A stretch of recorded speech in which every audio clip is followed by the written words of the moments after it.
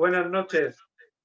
Ya tenía ganas de esta historia porque me han liado bien, ¿eh? Me han liado bien. Me he metido en un fregado que, bueno, esta noche casi no he dormido. Me representa esto de enfrentarme a una cámara, me representa un movidón. Pero bueno, todo sea para gloria de Dios. Espero que haya mucha gente conectada y que haya mucha gente conectada que quizás no haya tenido ninguna experiencia del Señor, porque quizá hoy el Señor se valga de mi pobreza para que el Señor le toque. Me voy a presentar brevemente. Me llamo Ricardo, estoy casado con Merche, una esposa estupenda, una madre genial, que también es un regalo del Señor. Y tengo 9 hijos. La mayor, Miriam, con 27, y el más pequeño, Álvaro, con 5. Merche se quedó embarazada con 45 años. Con el último fue un regalazo también. Y bueno, todo esto no es una obra mía ni una obra de mi mujer, es una obra de Cristo, un misterio, algo alucinante, porque antes no era así. Esto ha tenido una trayectoria. Ahora actualmente tengo un hijo con 22 años con un cáncer grave, está ingresado en proceso de quimioterapia. Hace un mes hemos estado todos confinados porque teníamos todos el COVID. Ricardo también lo pilló. Estamos súper preocupados por él porque al estar inmunodeprimido pues tenía mucho riesgo, pero mira, ha sido el que mejor lo ha llevado. Un misterio esto, ¿no? Bueno, todo esto que puede parecer un follón y que a lo mejor hay quien me está viendo y está pensando, ¿qué me va a contar a mí este pringao? Que tiene tantos hijos, que va de católico, que no sé qué. Pues mira, pringao sí, ¿eh? Pero porque a veces soy muy impedimento para la obra de Dios. Pero no penséis que por ser católico no vivimos la vida, estamos al helado. Es otra historia, ¿eh? Totalmente lo contrario. Mi familia es una familia que le encanta la aventura de la vida.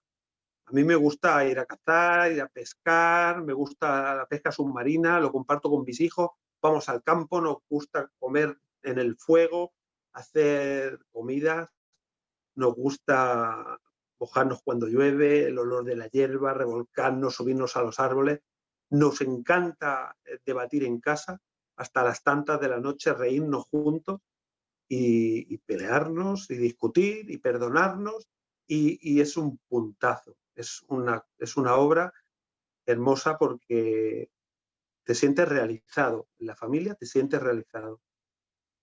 Esto no es una obra mía, como decía, es una historia de salvación, es un proyecto del Señor. Yo soy albañil. Cuando hago un proyecto de una cocina o de un baño o de una obra, pongo todo mi interés. Cuando el Señor hace un proyecto, es una pasada. Cuando el Señor hace un proyecto, es lo más. Y en mi historia, el Señor ha acontecido y ha hecho un proyecto, una historia de salvación. Dentro de un caos, donde parecía que no había salida, el Señor ha actuado. Yo soy el mayor de 4 hermanos y tuve una niñez buena porque me sentí querido en casa, pero por otro lado, mi padre era un poco bruto conmigo. Era una persona que todo lo arreglaba con tortazo. Y a mí pues me había dado más de uno. Muchas veces con alguna razón, porque yo era un bicho, ¿no? Y no paraba. Y muchas veces porque se descargaba conmigo. Yo esto hoy no lo veo como algo malo, porque él hacía lo que sabía. También él no había tenido una niñez fácil. Su padre también había sido un bruto con él. Esto el Señor me lo ha hecho ver con el tiempo. Pero esto te genera un odio, un rencor. Yo tenía este rencor y, y en mi niñez, que fue, ya digo que fue una niñez buena, aparte, quitando este rencor que tenía con mi padre, porque me sentía querido, tenía un abuelo que también me sentía muy querido por él, y él cada domingo me daba la moneda del domingo, era el duro del domingo. Pero para pasar por el duro del domingo, primero tenía que escuchar una lectura de la Biblia. Él, a su manera, que era muy religioso, me quería, él pensaba que tenía una función conmigo. Y era leerme una parte de la Biblia. A mí esto me entusiasmaba porque tenía una Biblia impresionante, era un tocho gigante con unas ilustraciones y yo le decía, abuelo, léeme lo del el Sansón. Y a mí me encantaba porque además veía aquellas fotos, se veía a Sansón como estaba allí agarrado a la columna y tenía esa fuerza increíble. Yo era un niño, a mí eso me chiflaba. En esta situación, a mí me apuntaron a un colegio religioso. Mis padres no eran religiosos. Mis padres eran inmigrantes, se conocieron en Barcelona, ninguno de los dos era practicante. Y me apuntaron a un colegio religioso porque mis primos habían tenido una trayectoria en colegios religiosos y decían que tenía mejor nivel, que era mejor, que estaba muy bien. Y bueno, me apuntaron yo con esa misma ilusión, pues entré al colegio. Y bueno, con la misma ilusión que entré, la misma ilusión que se me fue rápidamente. El primer día tocaron un pito, nos pusieron allí como si fuera el servicio militar, todos en fila. Yo estaba hablando con el compañero de delante porque yo no paraba de hablar, era muy hablador. Y el director señaló y dijo, ¡usted! Y yo pensé, madre mía, la que le van a caer. Pero vi que todo el mundo me miraba a mí. Y yo digo, bueno, y yo ya no sabía dónde meterme. Y levanto la cabeza y me dice, sí, sí, venga para aquí, venga para aquí. Me voy para allí, delante del director, me pegó un sopapo, me pegó un tortazo delante de todo el colegio que me silbaban los oídos por hablar. Y yo pensé, ¿dónde me he metido?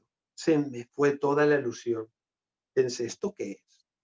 Tuve una experiencia en aquel colegio buena con los profesores laicos, pero muy mala con los sacerdotes.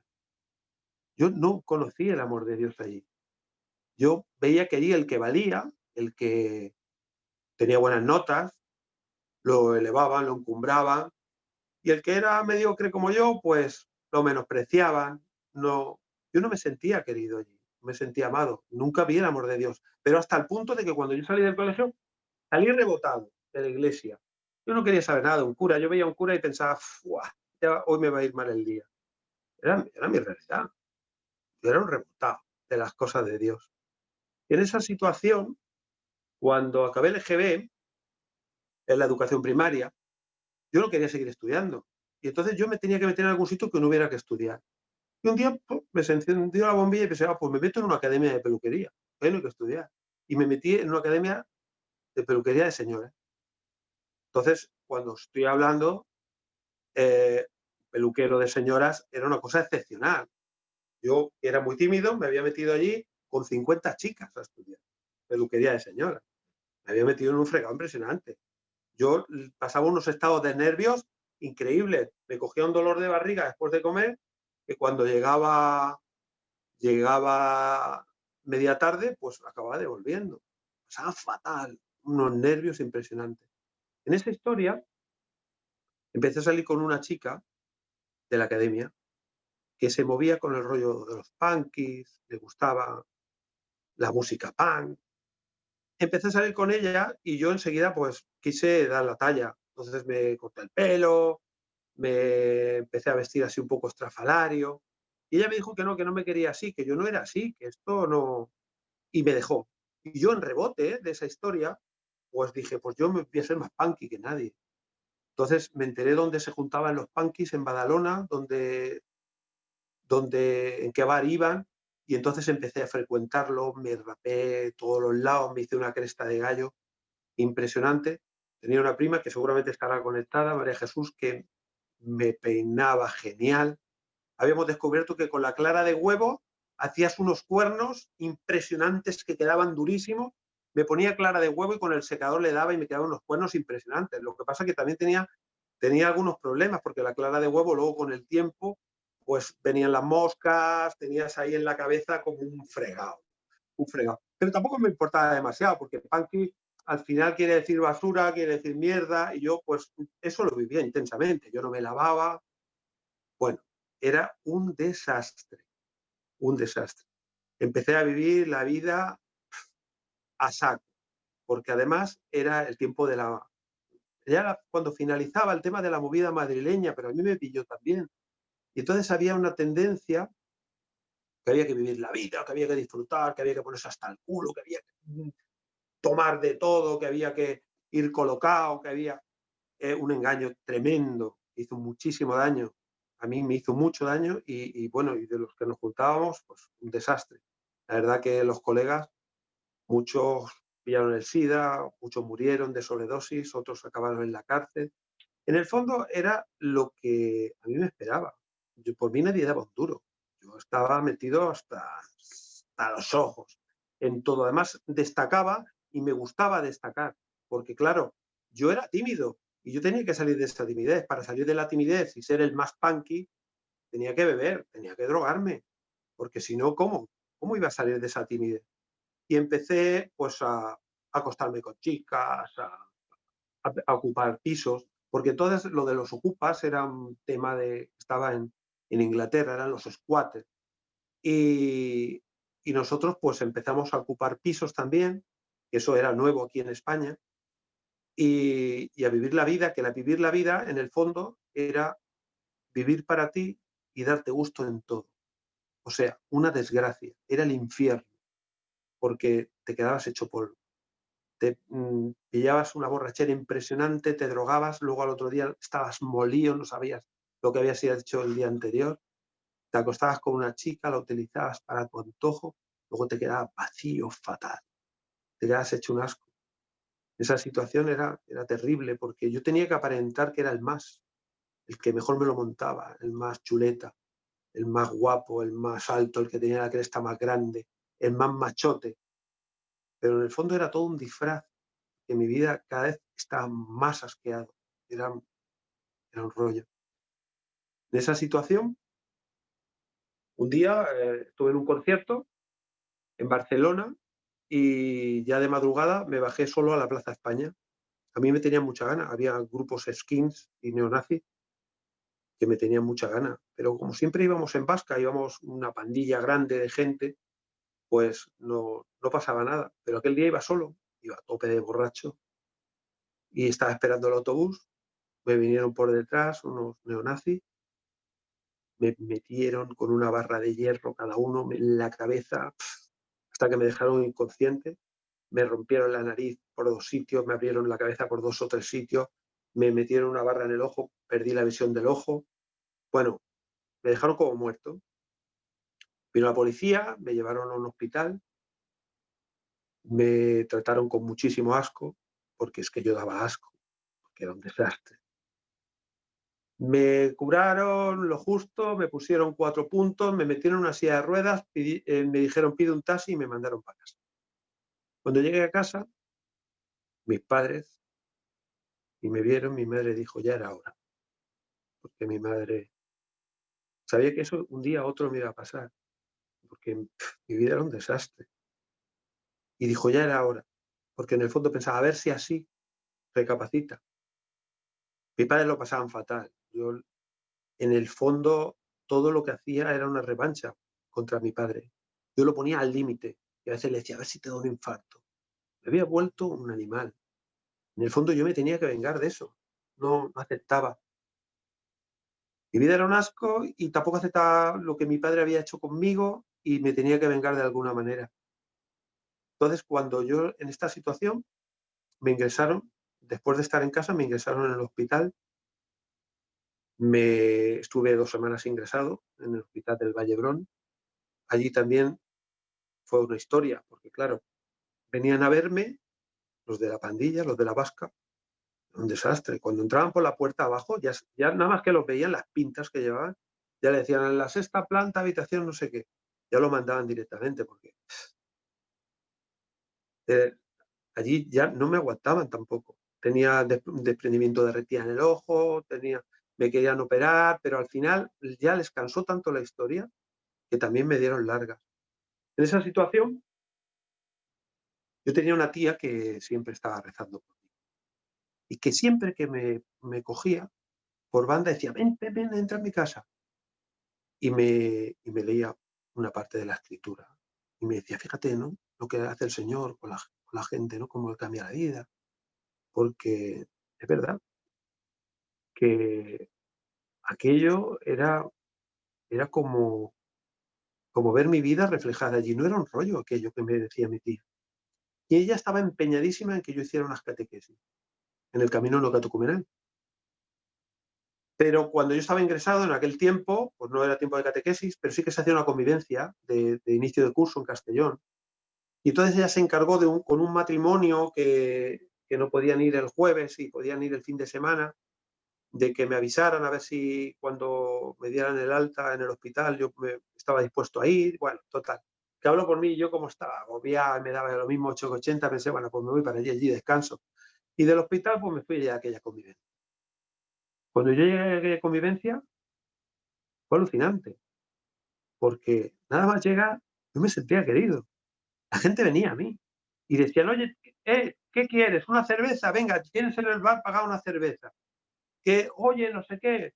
Yo me acuerdo que llegué el primer día allí, era por la noche, entré, estaban como 150 personas reunidas en una asamblea, y cuando yo entré, dice el catequista, ha entrado una persona, ha entrado un hermano, y yo veía que todo el mundo me miraba a mí. Y yo pensaba, madre. Dice, a ver, preséntate. Yo me presenté allí, imaginaros, ¿no? Iba con una cresta de gallo, con un collar de perro, súper apretado, unos pantalones de tela escocesa, con más mierda que el rabo de una vaca, y todo el mundo se puso a aplaudir. Aplaudir. La gente súper contenta. Todo el mundo me da palmadas en la espalda. Decía, hermano, bienvenido. Yo estaba alucinando. Yo me sentía amado allí. Yo decía, ¿pero esto qué es? Estaba alucinando. Y entonces, eso permitió que yo abriera el oído, que yo estuviera dispuesto a escuchar. Entonces empezaba a escuchar y era alucinante, porque todo aquello que se leía allí de la palabra de Dios, de la escritura, resulta que no era un rollo, que no era una historieta, que es que era mi vida. Es que yo estaba viendo allí mi vida. Y es que yo estaba viendo allí San Pablo, que era un desgraciado, y que el Señor un día lo tira del caballo, como hizo conmigo, que yo era un desgraciado, y sin saberlo, era un impedimento para Dios.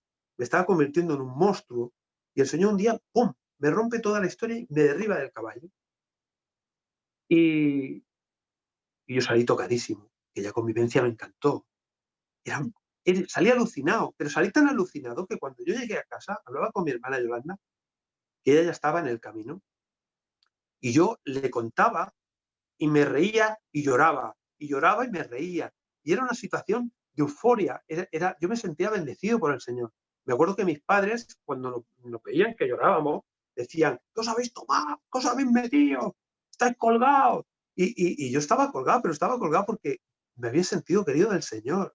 Porque yo había visto que el Señor no me pedía nada a cambio, que me quería como era.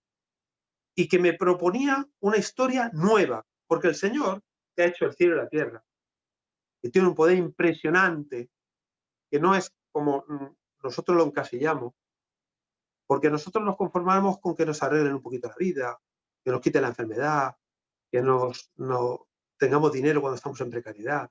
Pero el Señor no hace remiendos, no hace chapuzas, no es así, no arregla vidas. El Señor te regala una vida nueva, nueva. O cuando tú estás hecho polvo, cuando tu vida no tiene sentido, tú no necesitas arreglos, tú lo que necesitas es una vida nueva. Necesitas un corazón nuevo que esté dispuesto a amar. Necesitas descubrir lo que yo había descubierto en aquella convivencia, que yo toda la vida había ido mendigando que me quisiera, toda la vida. Y había descubierto que el secreto de la vida no estaba en que te quisiera, estaba en poder querer. Y poder querer era una obra de Dios que podía hacer en ti.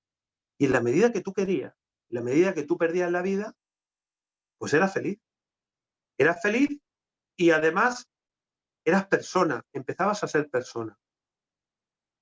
Pues en esta situación, pues yo empecé a caminar en una comunidad neocatecumenal, pero por otro lado no había acabado de desconectar de la vasca, estaba también enganchado, porque claro, yo tenía un pasado. A mí me apetecía estar con una chica, pues nada, me iba con la vasca y ahí lo tenía fácil, porque las chicas pues son mucho más inteligentes que los chicos, pero también les gusta lo desconocido, lo llamativo, y yo todavía, pues eso, tenía, pues eso, la cabra siempre tira al monte.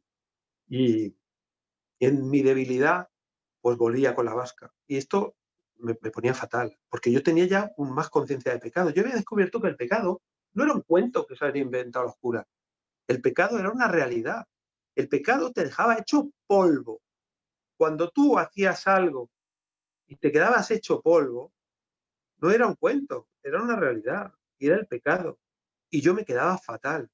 Y en esa situación, pues claro, yo estaba con un pie dentro y con un pie fuera de la iglesia. Estaba hecho un lío. Y un día, comentando con el catequista, me preguntó cómo estaba. Y le dije, mira, yo estoy fatal. Porque yo estoy con un pie dentro y con un pie fuera. Mira, yo cuando tengo ganas de movidas, pues me voy con la vasca, me lío con la gente, me utilizo a las chicas y me quedo hecho polvo. Y me quedo hecho polvo. Y así yo no puedo tirar. Entonces el catequista me dijo, mira, le tienes que pedir al Señor una chica normal. ¿Tú sabes lo que es una chica normal? Es una chica de casa, una chica domable, una chica que esté en una familia normal. Tienes que huir de todo lo que has vivido hasta ahora. Pídeselo al Señor y verás cómo el Señor te lo dará. Y eso te ayudará a cambiar de vida. Y bueno, con esa palabra me fui a casa.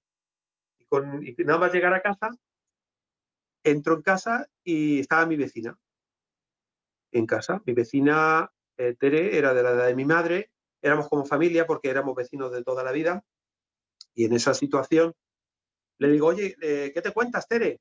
Y dice, te diré una cosa, pero es que si se entera mi hija, digo, pues cuéntame, porque yo, o sea, sabes que soy un libro cerrado. Yo digo, a ver qué me cuenta esta. Me dice, mira, es que hay una amiga de mi hija que tú le gusta. Y yo pensé automáticamente, anda, a ver si va a ser por aquí. Porque yo sabía que las amigas de su hija, yo sabía perfectamente la que era. Era o la Merche o era la Inma. Eran dos chicas, hermanas, que eran las dos chicas normales, perfectamente normales, que me había dicho el catequista.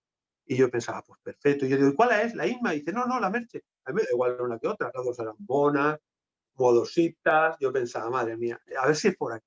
Total, que le digo, oye, mira, a ver, ¿y dónde la Merche, cuándo la veis y tal? Dice, pues mira, este fin de semana sube a la torre. Ellos tenían una casa en el campo y ese fin de semana subía a la torre. Y digo, bueno, pues yo subiré también. Total, que me presenté allí. Yo ya iba, claro, a sabiendas, que decía que yo le gustaba. Pues empecemos a jugar a un juego de las películas, que tú eh, dabas pistas que tienen que adivinar la película que era. Bueno, todo eso, el juego y tal y cual, pues yo de golpe solté astutamente, dije, ¿sabes cuál es el problema? Es un problema como el que tengo yo, que como soy feo, pues esto es un problema. Y entonces automáticamente saltó Merche y me dijo, eso te lo has creído tú. Y yo pensando, pues es verdad, esta chica, algo hay. Y entonces le dije, oye, tú trabajas en una peluquería, ¿no? Porque esta chica, yo ya la conocía de la Academia de Peluquería. Y me dijo, sí, estoy en una peluquería en Santa Coloma y tal. Y yo pensé, bueno, pues mañana iré para allí, para la peluquería. Total, que al día siguiente, el lunes, me presenté en la peluquería. Y cuando me presenté en la peluquería todavía tenía unas pintas, no estaba reformado ni mucho menos, todavía tenía buenas pintas. Cuando entré a la peluquería, las pobres mujeres pálidas se quedaron las clientas cuando me vieron. Y ella se quedó todo cortada y me dice, ay, ¿qué haces aquí? Digo, mira que pasaba por aquí, quería saludarte. Total, que me quedé allí en la peluquería hasta que se fueron las clientes. Cuando se fueron las clientes le dije, oye, mira, Merche, yo quiero salir contigo. Quiero llevar un noviazgo cristiano. Porque yo creo que si esto es del Señor, el Señor va a hacer una obra grande con nosotros. Así, el primer día y de buenas a primeras. Y ya se quedó alucinada. Porque claro, eso no es normal. Y más con la pinta que ella llevaba. Y encima ella, pues nada más llegar a casa, va y se lo contó a sus padres. Imaginaros, cuando le cuenta a sus padres, que también me conocían de vista la pinta que ella llevaba, pues su padre pilló un mosqueo impresionante y dijo, mira, hija mía, este te va a hacer una barriga de mellizos. Tú sabes dónde te has metido. Eres una pardilla. Eres una pardilla. Total, que al día siguiente volví a ir a la peluquería y empezamos a salir. Y la persecución con sus padres era a muerte. A muerte. Sus padres no los dejaban vernos más que un día a la semana y solo nos dejaban vernos 2 horas. Y luego el sábado por la tarde. Y ella se enfadaba muchísimo y decía, fíjate cómo es mi padre, que salimos, yo plego de la peluquería a las 8 y a las 10 tengo que estar en casa. Y yo le decía, no te preocupes, tu padre dice a las 10, nosotros a las 10 menos cuarto en casa. Y ella alucinaba. Yo, no pasa nada, si yo entiendo a tu padre, no pasa nada. Un día me dice, mira, te voy a presentar a mí. El día que me presentó a su padre fue alucinante, porque me encuentro ahí un hombre todo deshilachado, despeinado, y me dice, mira, voy a hablar contigo seriamente. Mira, yo tengo dos macetas que las cuido, me envero regarlas a su tiempo, echarles el abono, y son dos macetas hermosísimas. Mira, si viene un pringao y se mea en una maceta de las mías, me corto el cuello. Imagínate, yo me quedé blanco. Y después de decirme, le corto el cuello, hace así. Y se puso a reírse. Yo digo, me cago en la leche, este tío está zumbado, ¿dónde me he metido yo? Madre mía, verás tú. Total. La Merche me dice, hablaré contigo, no te preocupes, que ya te explicaré, que es que mi padre ha pasado una enfermedad muy fuerte y le ha quedado una secuela, cuando se pone nervioso se ríe, pero no pienses que está mal de la cabeza, que es que cuando se pone nervioso se ríe. Dice, claro, cuando se ríe se pone más nervioso y cada vez se ríe más. Dice, claro, te puede hacer pensar una cosa que no es. La verdad es que a mí no me convenció mucho lo que me dijo Merche. La cuestión es que aquello a mí me descolocó. Pensé, madre mía, vaya suegro. Total. Que mi suegro iba a saco y mi suegra también, y estaban totalmente en contra, ¿no? Totalmente en contra. Ellos no aceptaban esa relación.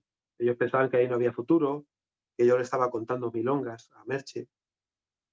Pero el Señor estaba actuando, porque el Señor nos permitió tener un noviazgo santo. Y cuando digo santo, es santo. Porque para mí Merche era como un tesoro preciado. Era genial, era un regalo del Señor. Algo en el cual yo no tenía ninguna prisa. Tenía tan poca prisa que me parece que tardé un mes en darle la mano. La mano, porque para mí era algo estupendo, era algo que había que conservar, que había que. Y ella, todo lo que yo le decía, pues se lo tomaba muy en serio, porque había una coherencia entre lo que yo le decía y mi manera de comportarme con ella. Entonces ella, a pesar de la persecución tan grande que tuvo en casa, porque tiene una persecución bestial, pues ella siempre se fió. Y un día le dijo, oye, mira, tienes que hacer unas catequesis, porque ya no era de iglesia tampoco. Tienes que hacer unas catequesis, te van a ayudar un montón, ya verás. Y me vas a entender muchas cosas de las que te digo. Ella empezó a hacer las catequesis, sus padres se pusieron en contra, no le dejaban ir. Bueno, un desastre. Luego no le dejaban ir a la convivencia, cada vez los teníamos más en contra. Y yo le dije, mira, Merche, lo vamos a casar. O nos casamos o lo dejamos. Porque estamos haciendo los pringados. Mira, si esto es del Señor, esto hay que llevarlo para adelante. Y fijaros, yo era un pardillo. Me fié un poquitín. Y el Señor empezó a actuar. Porque no tenía ni idea en dónde me metía. El matrimonio es muy complicado. Tener hijos es complicado. Todo esto es una complicación. Pero el Señor va allanando, el Señor te lo va haciendo, ¿no? Y entonces ella me dijo, pues nos casamos. Entonces hablé con un sacerdote y le dije, oye, mira, ¿cuándo me puedo casar? Lo más pronto posible. Me dijo, mira, en 2 meses te puedo casar. Y yo entonces ni tenía trabajo. Bueno, no era precisamente una situación fácil. Y yo le dije, mira, nos casamos en 2 meses. Pues en 2 meses busqué un piso de alquiler, me salió trabajo, nos casamos. Y bueno, alucinante. Porque los dos, en el corazón, teníamos que el Señor iba a hacer una obra grande, iba a hacer una historia. Y fiados de eso, nos casamos con esa ilusión. Nada más, ¿eh? Y realmente el Señor pues la ha ido haciendo, ¿no? Cuando nos casamos, Merche no se queda embarazada, porque yo, antes de casarme, había ido a hacerme unas pruebas, porque yo, como había tenido una vida tan complicada, pues yo tenía miedo de que a lo mejor pues, pudiera tener alguna enfermedad venérea o no pudiera tener hijos. Hice unas pruebas. Me dijo el médico, mira, tienes una infección muy grande, hay que curarla, tienes un problema en los espermatozoides, solo tienes el 10% de los espermatozoides vivos. y realmente lo tienes complicado para tener hijos. Pero yo le dije, ¿pero puedo tener hijos? Le dije, mira, puedes tener, pero te costará. Y yo pensé, bueno, si me cuesta, tampoco es lo que el Señor quiera. Y, jolín, tardó un año en quedarse embarazada. Yo, claro, lo veía normal porque a mí me tenía que costar. Tenía muy pocos esperma. Al año se queda embarazada y al poco tiempo lo pierde. Un palo. Luego se vuelve a quedar embarazada al año y también lo volvemos a perder. Y entonces le dicen los médicos que nos tenemos que esperar un tiempo, que tenemos que poner métodos anticonceptivos, que tienen que hacer unas pruebas, a ver qué pasa. Nosotros aquello no nos lo tomemos nada en serio. No entendíamos eso de poner método anticonceptivo. Pensaba, a ver, si esto lo lleva el Señor, lo lleva el Señor. Y si el Señor lo quería así, pues lo ha querido así. Y nosotros seguimos exactamente igual que siempre. Y entonces se quedó embarazada de Miriam, la mayor. Miriam nació, fue genial. Miriam en casa es un referente porque el Señor siempre la ha tenido. Miriam es la que más se parece a mí. Ella no se conforma, es radical. O está mal o está bien. Pero a medias tintas no. Cuando está mal se nota, porque tiene mal carácter, porque se pone. Cuando está bien, pues es genial, porque todo lo ve del Señor, está abierta a todo, es alegre, es contenta, está, bueno, es divertida. Y Miriam fue un regalazo, un regalazo. Luego vino Raquel, luego Isaac, luego Clara, luego Ricardo, luego Lucía, luego Inés, luego Sofía y el último Álvaro. Nosotros vivíamos en un barrio, en un bloque de mayoría musulmana. Nosotros y 2 matrimonios más éramos los únicos que éramos del país, todo el resto eran o pakistaníes o magrebíes. Y era como si viviéramos en misión. Era una situación que ahora, hoy que ya no estoy ahí en ese barrio, pienso, fíjate, ¿no? Qué fuerte, ¿no? A mí me respetaban mucho los magrebíes porque ellos, las familias, cuando ven una familia unida, cuando ven una familia que tiene un orden, la respetan. Yo me sentía respetado, pero me sentía como en una misión. Estábamos allí en medio de un gueto y, y bueno, el Señor estaba haciendo una historia. Mis hijos, ninguno han ido a un colegio religioso, nunca. Yo tuve una mala experiencia con los colegios religiosos. Mis hijos han ido a colegios públicos siempre. Todos están en la iglesia. No es una obra mía, es una obra del Señor. Pero sí que os puedo decir que la fe es en casa. Los hijos necesitan ver una coherencia entre lo que tú les dices y lo que vives.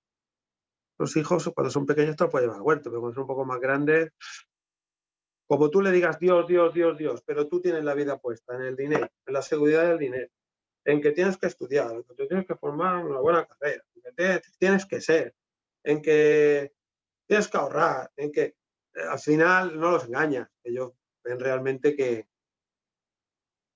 tú eres una falsificación. Pero cuando en casa quieres poner al Señor y un día se enfadan los hijos cuando son adolescentes y dicen, estamos hartos, ya no aguantamos más, porque aquí solo hay Dios y aquí solamente se habla de Dios y Dios es lo único. Y entonces tú miras a tu mujer y te sonríes y dices, pues mira, algo estaremos haciendo bien, porque si nuestros hijos dicen eso, pues es genial. Y entonces el Señor, pues mira, actuando. Nosotros hemos puesto nuestra parte, que ha sido fiarnos, querer poner al Señor primero. Mis hijos, lo que han visto en sus padres les ha gustado, porque nosotros nos queremos realmente y ellos, pues sé que tienen una referencia en nosotros. La prueba está que están todos en casa, entre otras cosas porque están bien, porque la convivencia pues, es buena, porque el ambiente es bueno, porque nos lo pasamos bien juntos. Y el Señor este año nos ha regalado un montón de cosas. nos ha regalado la enfermedad de Ricardo, que cuando empezó el confinamiento, nosotros estábamos todos recluidos en casa y rezábamos el rosario en familia, rezábamos todos el rosario juntos. Y como nos íbamos enterando de gente que se iba poniendo mala por el COVID, pues íbamos rezando y hacíamos una lista, íbamos añadiendo gente a la lista y íbamos rezando el rosario cada día todos juntos por esta gente.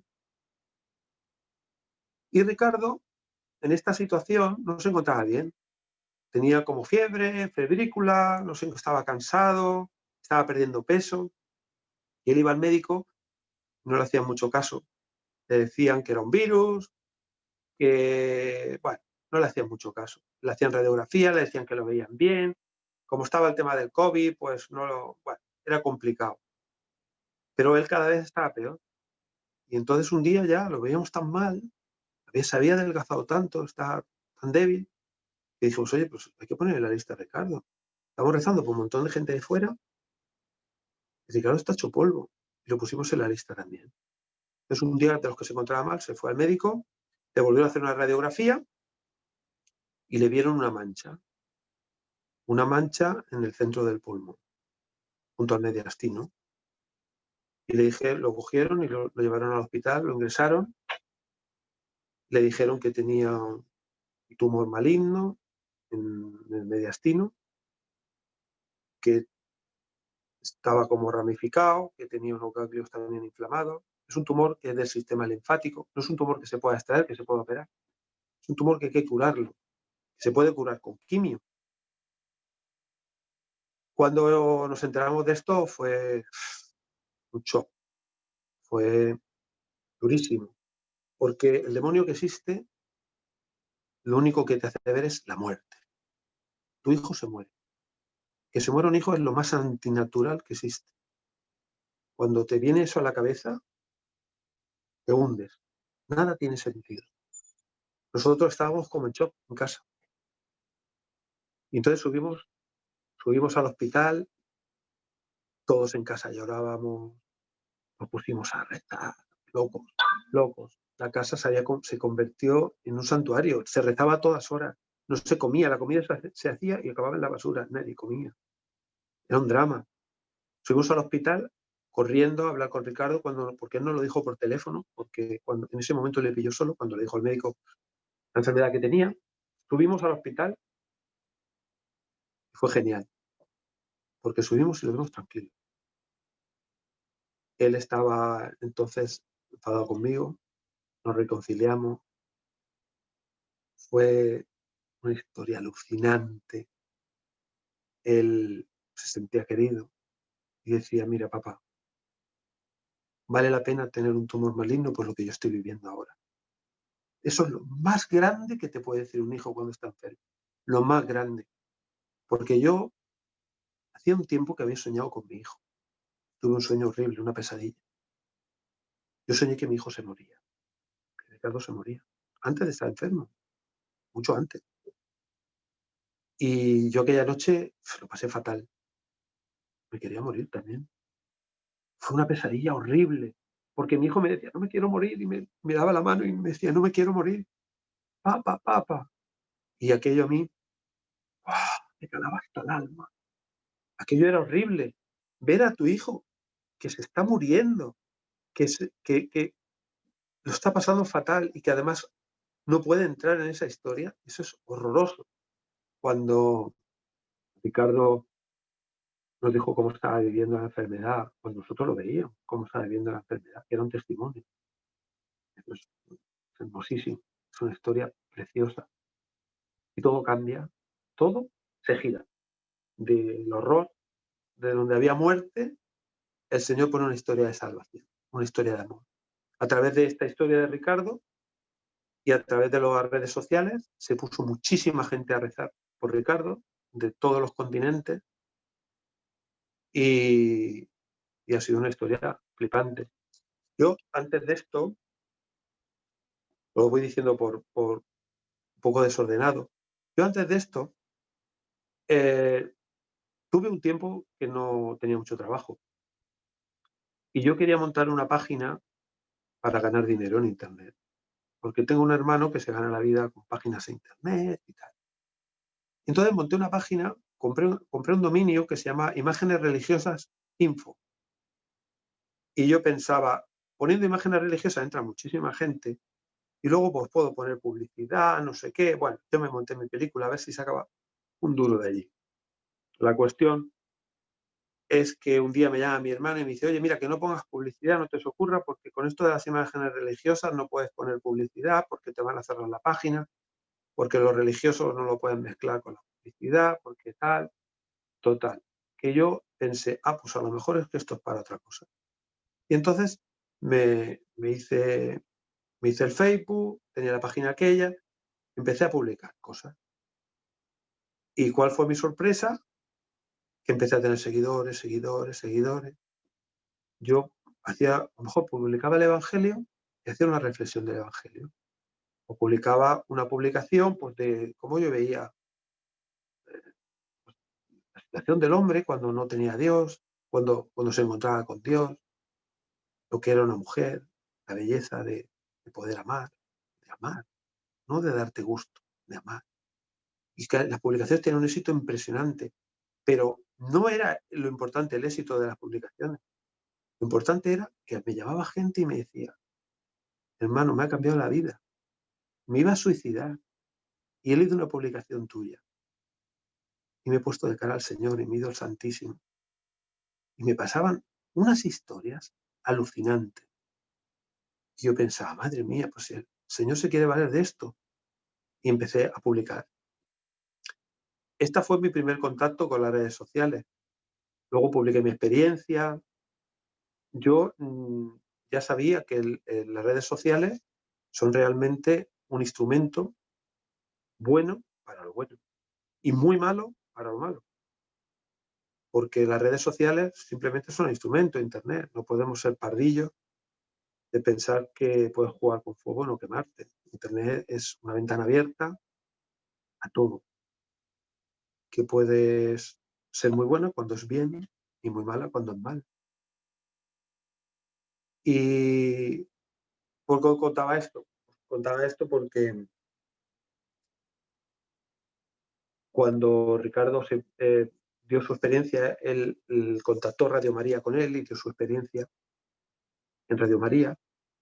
Y eso fue un bombazo, porque un joven con 21 años, con un cáncer grave, que pudiera hablar con esa fuerza, que pudiera abrazar la cruz, que pudiera ver que el Señor era poderoso para lo que él quisiera, poder entrar en eso era un milagrazo, eso era una historia de Dios. No es una cosa que uno la puede hacer en su fuerza. Y bueno, el Señor ha ido haciendo nuestra familia. Os voy a contar alguna anécdota. Cuando yo iba de punky, pues me metían en unos follones enormes. Algunos eran caricaturas auténticas. Yo me acuerdo que me ponía un collar de perro y a veces me lo apretaba tanto que se me hinchaba el cuello y luego no me lo podía quitar el collar de perro. Y a lo mejor se iba a tope borracho y no, oye, me ahogaba. Y a lo mejor me pillaba de madrugada, iba por la calle y cuando veía a una mujer o a alguien, iba a pedirle ayuda. Y a lo mejor a una mujer mayor le decía, oye, quítame el collar que no puedo, que me ahogo. Imaginaron, ¿no?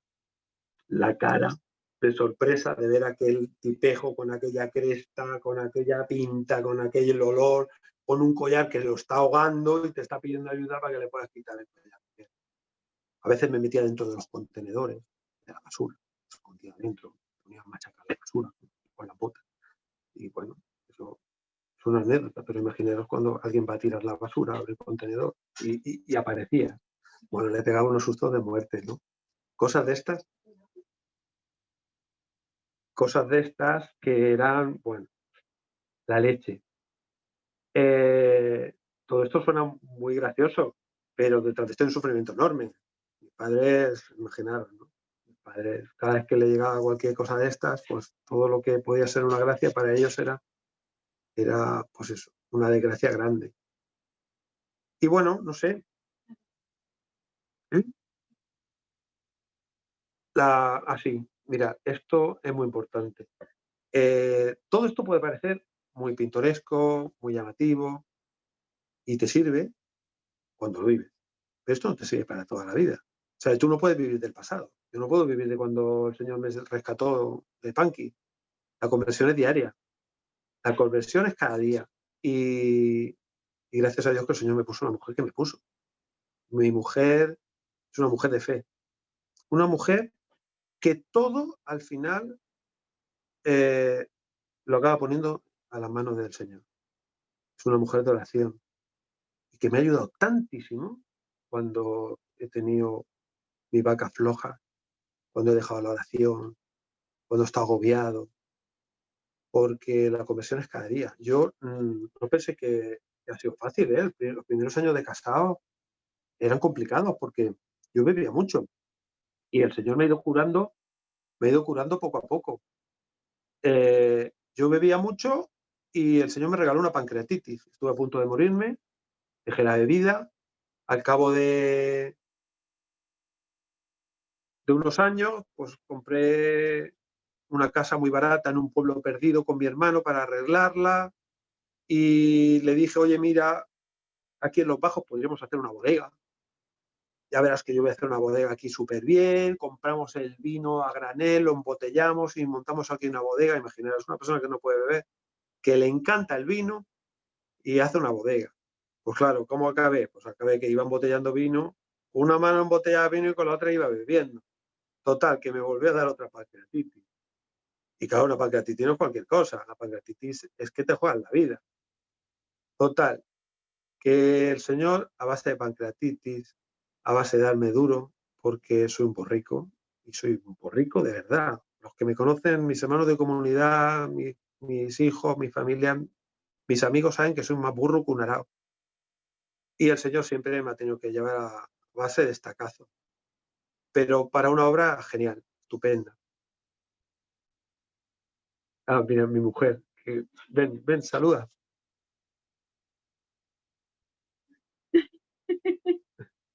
¿De Es algo? mujer, hola.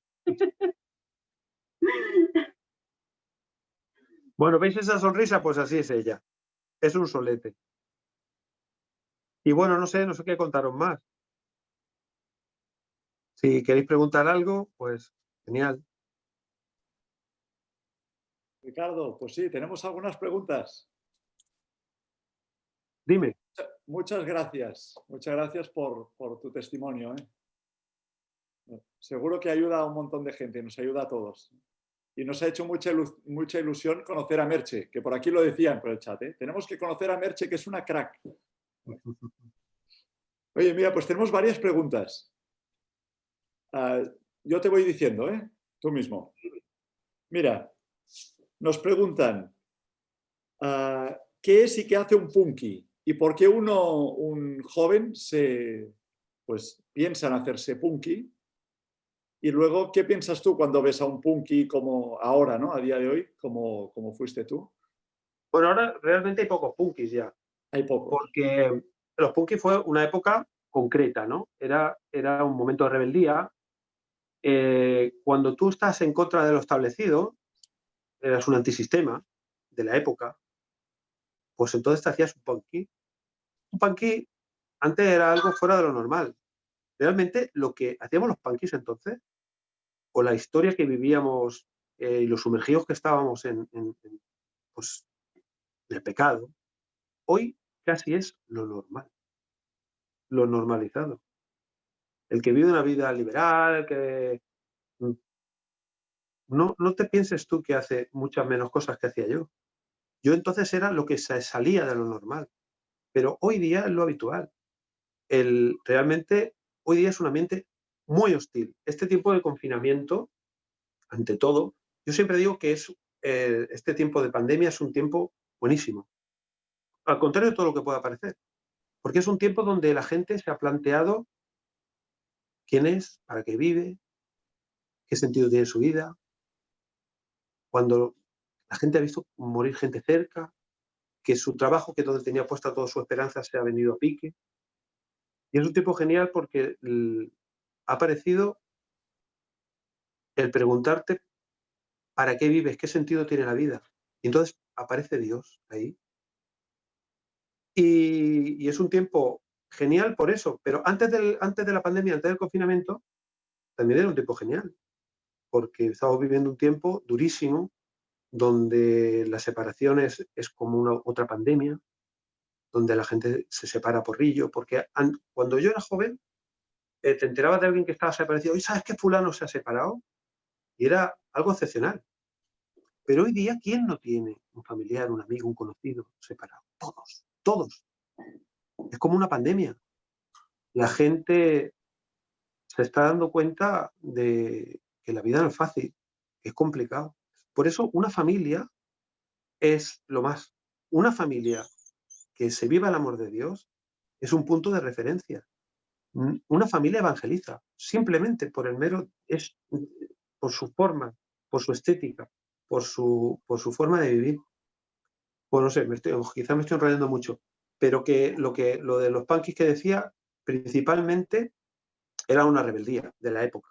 Ahora la gente se pone rebelde y se pone feminista radical, las chicas, los chicos se hacen antisistema, se meten con los rollos ocupas, quieren vivir del cuento, todos son derechos y no hay obligaciones. Y bueno, y esto, ya sabemos lo que hay hoy día. Oye, y alguna curiosidad, ¿cómo hiciste para ganarte a tus suegros? ¿Y cómo es tu Mira, relación con ellos y con tus padres mis ahora? suegros, mi suegro me los he ganado a medias. Mira, mi suegro, el pobre, vivió una vida durísima, durísima. Mi suegro era un radical porque también era un rebotado de la vida. Mi suegro, cuando era, cuando era pequeño, lo dejaron a cargo de su hermana, que era un poco más pequeña que él. Él debía tener 9 años y su hermana 7. Sus padres se fueron a la aceituna y su hermana se cayó dentro de la chimenea y se quemó.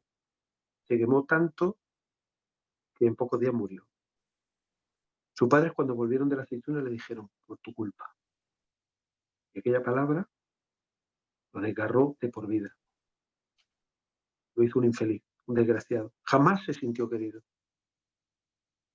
Y, y por eso mi suegro era así. Yo pude querer a mi suegro ya falleció. Yo he podido querer a mi suegro porque mi suegro era una víctima. Porque una palabra a veces puede matar a una persona de por vida. El pecado tiene unas consecuencias, no es un invento de la iglesia, no es un invento de los curas. Cuando tú haces daño, puedes matar a una persona de por vida, que es peor que la muerte física. Entonces, mi suegro, a mí me quería porque él se rebotaba porque estaba rebotado con todo, pero él me quería porque él veía pues, que yo quería a su hija, pero no entendía lo de los hijos. Mi suegro, cada vez que Merche tenía un hijo, él pillaba una borrachera y le decía unos disparates que no voy a decir por aquí. Y decía, cada vez que tengas un hijo me emborracho por tu culpa, le decía, ¿no? Mi suegra, que sí que vive, pues también está reconciliada conmigo perfectamente, porque, a ver, quiere mucho a sus nietos, porque ve que tiene una familia especial, que ella no entiende nada, pero ve una belleza, ¿no? Que le enamora también. Vamos, otra pregunta. Dime. A ver, ¿qué le dirías a los jóvenes que esperan tenerlo todo atado para casarse? Ya que has contado que tú en 2 meses, pim pam, te pusiste las pilas, ¿qué les A dirías? ver, tenerlo atado es poner al Señor. Eso es tenerlo atado. Lo demás son cuentos.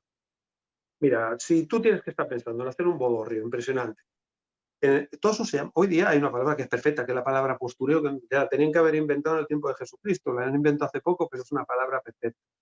Tú no puedes andar de postureo. O sea, si tú has descubierto el amor de Dios, tú te tienes que centrar en eso. Y hacer una boda en la medida de tus posibilidades y casarte, porque para casarte lo que hace falta es tener una mujer, un marido y poner al Señor en medio. Lo demás el Señor ya sabe lo que necesita. Entonces, yo les animaría a ser radicales, poniendo al Señor, claro, no su fuerza, que nos van a pegar un patinazo enorme. En tus fuerzas, lo que hagas, por más que te lo planees, por más dinero que tengas, es un desastre. Hay que poner al Señor. Yo les diría que pusieran al Señor y se dejen llevar. Que lo que yo viví en aquel tiempo hoy es posible, totalmente. El Señor todo lo puede. Sí, sí. Oye, y mucha gente nos dice que alucina con tu confianza en el Señor y nos dice pues que cómo y cuándo te encontraste con Él. Bueno, a mí, cuando más me tocó fue cuando fui a la convivencia aquella de Castellón, aquel retiro, porque me sentí querido, porque no me sentí exigido, porque yo descubrí un Señor, un Dios nuevo, descubrí una iglesia nueva. Para mí, yo no conocía la iglesia. Yo había ido de un colegio religioso, pero yo no conocía la iglesia. Yo había descubierto una iglesia nueva, donde había unos hermanos que se amaban, donde Dios no me exigía, me quería como era, que había dado la vida por mí, donde la escritura era una palabra viva, real, porque yo me veía dentro de aquella palabra. Aquello era fantástico, porque aquello ya no eran rollos, aquello ya no eran sermones, aquello era algo real, auténtico, que yo lo podía palpar, que además daba una esperanza a mi vida, porque yo, en el fondo, era todo una fachada, pero era una falsificación, estaba asqueado. Entonces, cuando yo descubrí el amor de Dios, cuando yo me fié total, fiado como un pardillo, ¿eh? Porque yo no tenía ni idea de nada, pero yo me fié, y por eso puse al Señor, puse, en cuanto me salió una chica, puse al Señor, en cuanto nos casamos, puse al Señor para tener los hijos, y ella igual, lo vivíamos en comunión. Y vivir en comunión en el matrimonio es lo más, porque si tú no vives en comunión, es un desastre. No puedes, nada tiene sentido. Cuando tú descubres que la vida está en darse, cuando tú descubres que la vida está en poder amar, esto es lo más grande. Yo recuerdo una vez que había un señor que era transportista y me decía, mira, mi mujer se ha hecho mayor, está enferma, ya no quiere tener relaciones conmigo. Mis hijos ya hacen su vida y yo me tengo que buscar la vida por mi lado.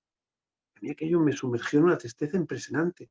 Y yo decía, pero vamos a ver, ¿cómo puedes machacar la historia que Dios va a hacer contigo? No la puedes destrozar. Ahora es un tiempo genial para poder estar con tu mujer, para acompañarla en la enfermedad, para hablarle de Dios, para decir lo que el Señor te ama contigo en ella. Y tú te vas de prostitutas. Tú sabes el mal que le estás haciendo a tus hijos y sabes el bien tan grande que le harías a tus hijos si tú amaras a tu mujer en esa situación. Eso a tus hijos le va a valer más que todo. Y le va a valer para cuando vean a una mujer, el día que ellos tengan una mujer, verla como algo preciado, algo hermoso, algo digno de ser defendido, de ser amado, de no ser utilizado, de tenerlo en cuenta. Pues eso, el, el,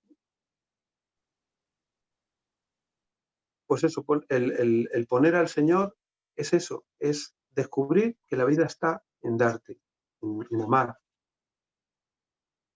No sé, ahí va todo, va todo.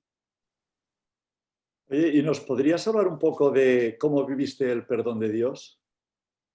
El sentimiento de culpabilidad, cómo te sentiste perdonado por el Señor de tu vida pasada. Bueno, yo me sentí perdonado realmente porque si no, era como llevar un lastre. Yo cuando experimenté el perdón de los pecados, porque claro, esto de la confesión, esto del perdón de los pecados, a mí me sonaba todo a rollo.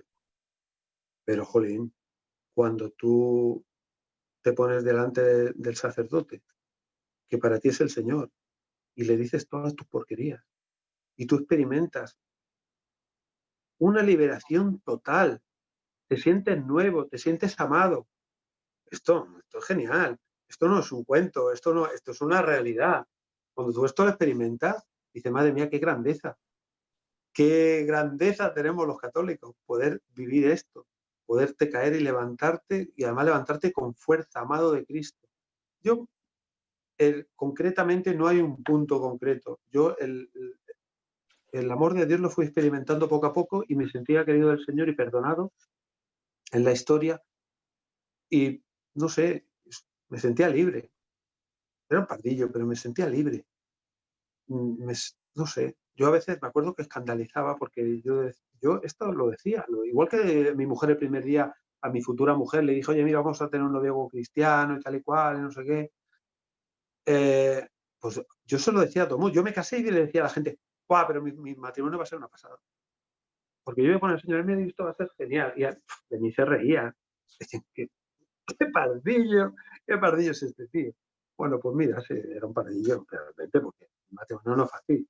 Ni el matrimonio, ni educar a los hijos, ni nadie sale aprendido, ni hay un manual de instrucciones. El Señor te lo tiene que ir hacer viendo. Lo más importante es estar en comunión, en casa, la mujer y el marido. Si hay una coherencia, si hay una comunión, es un punto de referencia para los jóvenes, ¿no? Para los hijos. Y bueno. Muy bien. Oye, muchas gracias, Ricardo, por contarnos tu vida y por este gran ejemplo que nos has dado de familia cristiana. Nos ha ayudado Bueno, mucho. es una obra de Dios esto, no es cosa mía. Bueno, Yo pero ya te digo que soy un desastre. alguna El cosilla has hecho. Señor me sorprende cada día, con mi familia, con todo, con todo. Muy bien. Oye, pues muchísimas gracias. Y os recordamos que colgaremos la charla en el canal de YouTube por si pues, alguien la quiere ver o cree que puede ayudar a alguien. Muy bien. Ricardo, muchísimas Muchísimas gracias. gracias. Un abrazo.